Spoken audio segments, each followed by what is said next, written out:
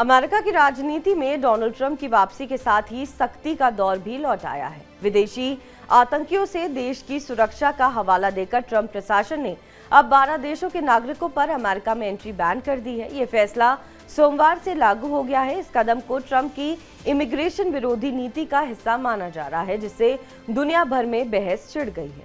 अमेरिकी राष्ट्रपति Donald Trump के आदेश के तहत 12 देशों के नागरिक अब अमेरिका नहीं आ सकेंगे। ये नया ट्रैवल बैन अब लागू हो गया है। जिन देशों पर पूरी तरह बैन लगा है उनमें Afghanistan, Myanmar, Chad, Congo, Equatorial Guinea, Eritrea, Haiti, Iran, Libya, Somalia, Sudan और यमन शामिल हैं। इसके अलावा 7 और देशों पर भी आंशिक प्रतिबंध लगाया गया है। इनमें Burundi, Cuba, Laos, Sierra Leone, Togo, Turkmenistan और वेनेजुला शामिल हैं।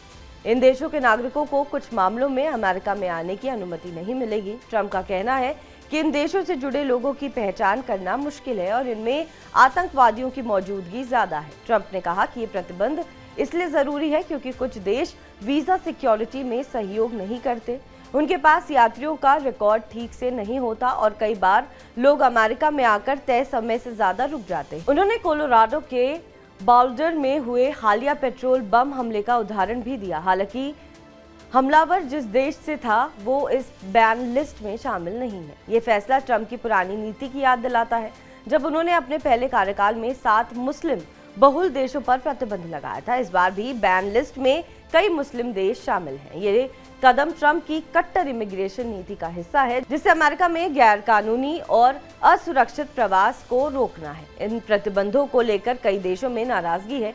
चाड के राष्ट्रपति ने तो जवाब में अमेरिकी नागरिकों को वीजा देना बंद करने का ऐलान कर दिया है।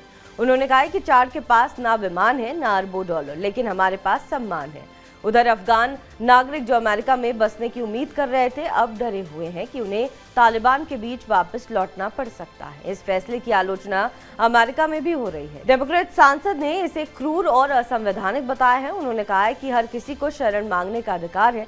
हालांकि ट्रंप समर्थकों का कहना है कि यह फैसला अमेरिका की सुरक्षा के लिए जरूरी है। अब देखना होगा कि ये ट्रैवल बैन अमेरिका की इमिग्रेशन पॉलिसी को किस दिशा में लेकर जाता है। बहरहाल इस खबर पर आपका क्या कुछ कहना है, हमें कमेंट करके जरूर बताएं। बाकी देश और विदेश की तमाम बड़ी खबरों के लिए आप देखते रहें TV9 डिजिटल।